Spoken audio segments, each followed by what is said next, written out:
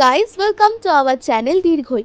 আমি জয়িতা আজকে নিয়ে চলে এসেছি তোমাদের জন্য আবার নতুন একটা blog.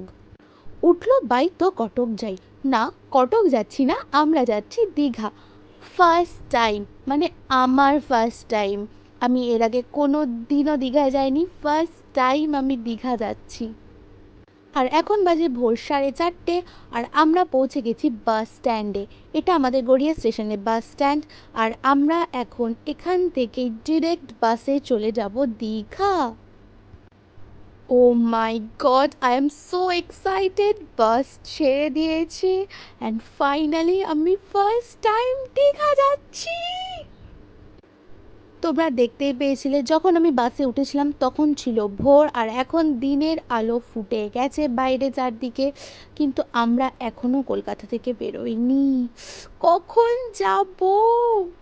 And I am so excited, তোমরা বুঝতেই পারছো।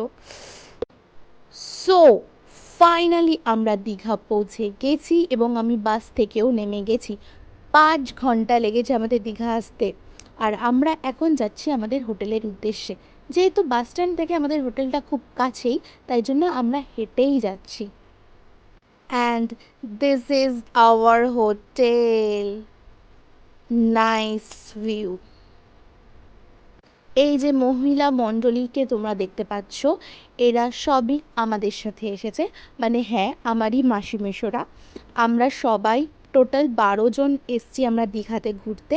আর এখানে হচ্ছে চেকিংয়ের জন্য আমরা ওয়েট করছি। ট্যান, আমরা চলে এসেছি আমাদের রুমে। হ্যাঁ, এই রুমে আমি, আমার দিদি আর আমার মা, আমরা 3 জনে রয়েছি। আর এই হচ্ছে আমাদের পুরো রুমটা। আর এই যে মেয়েটা সর, এই হচ্ছে আমাদের ব্যালকনি। ওই পুলটা আমাদের নয়, পাশের হোটেলের। আর এইদিকে পরপর 3টে রুমই আমাদের লোকজনেরাই রয়েছে।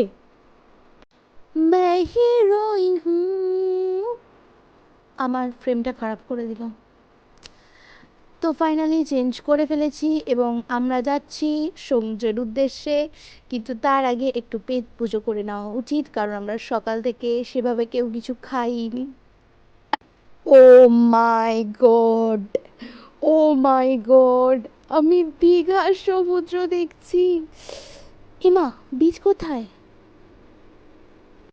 অ্যাকচুয়ালি এখন জোয়ার চলছে, তো সেই কারণে বীচ দেখা যাচ্ছে না। আর দীঘায় এত ভিড়, ও মাই গড, মনে হচ্ছে পশ্চিমবঙ্গের অর্ধেক মানুষ দীঘাতেই চলে এসেছে। সো গাইস, তোমরা দেখতেই পাচ্ছ আমি স্নান করে চলে এসেছি। যেহেতু আমার ফোনে কোনো রকম ওয়াটার প্রোটেকশন নেওয়া নেই, সেই জন্য স্নানের বা মজা করার ভিডিওগুলো তোমাদেরকে দেখাতে পারিনি। বাট ভীষণ ভীষণ ভীষণ মজা করেছি। আর আমরা এখন যাচ্ছি হোটেলে গিয়ে চেঞ্জ করব। তো আমার চেঞ্জ করা হয়ে গেছে, তো এখন আমরা যাচ্ছি লাঞ্চে। এবং এখানে আমি আবার নিজের স্টাইল প্রদর্শন করতে শুরু করে দিয়েছি। তো আজকে আমরা লাঞ্চে খাচ্ছি ভাত, 2 রকমের তরকারি, ডাল, আলু ভাজা, চাটনি, পাঁপড় আর অবশ্যই ডিম। বেচারা আমার দিদিটা দীঘার হোটেলে এসেও অ্যাসাইনমেন্ট করছে, শান্তি নেই। This is called struggle life. I feel you bro, I feel you. দুপুরবেলা একটু রেস্ট নিয়ে নেওয়ার পরই now this is tea time. চা খেয়ে আমরা আবার বেরিয়ে পড়েছি দীঘার ইভিনিং টাইমের যে সুন্দর মুহূর্তটা, সেটাকে এনজয় করার জন্য। My God, this is feel amazing. মানে মনে হচ্ছে দীঘার সমুদ্রের মধ্যে আমি ডুবে যাই। This is our snacks time. আমরা কত কিছু গিললাম এখন, এবং আবারও আমরা চা খাচ্ছি। তো রাত্রে ডিনারে আমরা খাচ্ছি রুটি আর মাংস।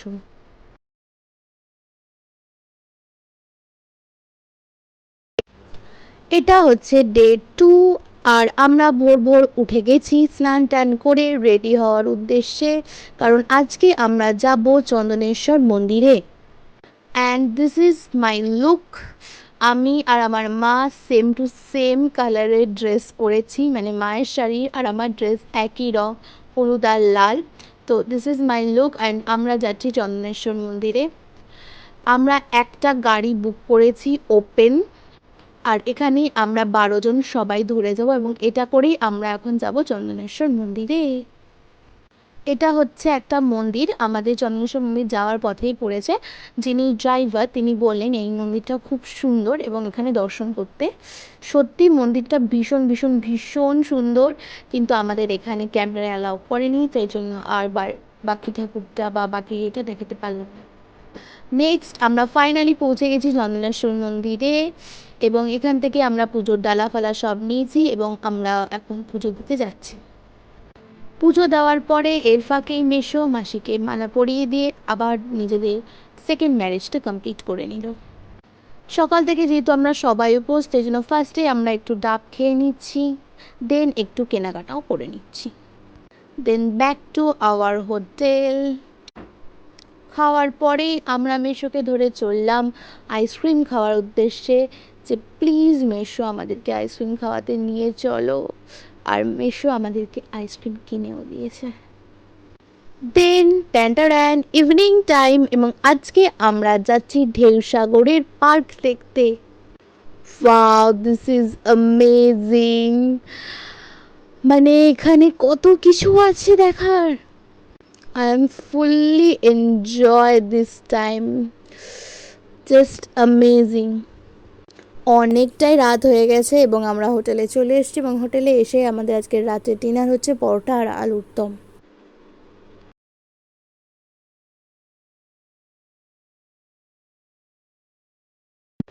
আজকে 3 নম্বর দিন এবং আমরা চলে এসেছি ভোরবেলা সমুদ্রর সামনে সানরাইজ দেখবো বলে।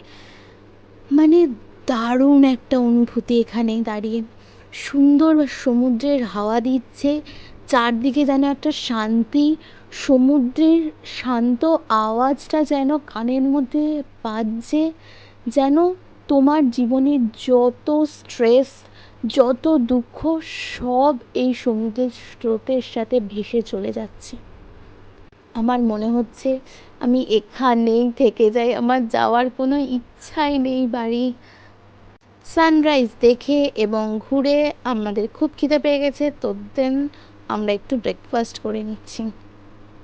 ব্রেকফাস্ট করার পর আমরা গিয়ে একটুখানি কেনাকাটা করে নিচ্ছি, কারণ দীঘায় এসে যদি কেনাকাটা না করি তো কেমন একটা লাগবে, তো কেনাকাটা তো করতেই হবে। আজকে আমরা আর কোথাও যাইনি, কারণ বিকেলে আমাদের বাস আছে এবং এটা হচ্ছে আমাদের লাঞ্চ টাইম। আজকে আমরা লাঞ্চে খাচ্ছি ইলিশ মাছ, মানে যা নর্মাল মেনু ছিল তার সাথে জাস্ট ইলিশ মাছটা অ্যাড হয়েছে।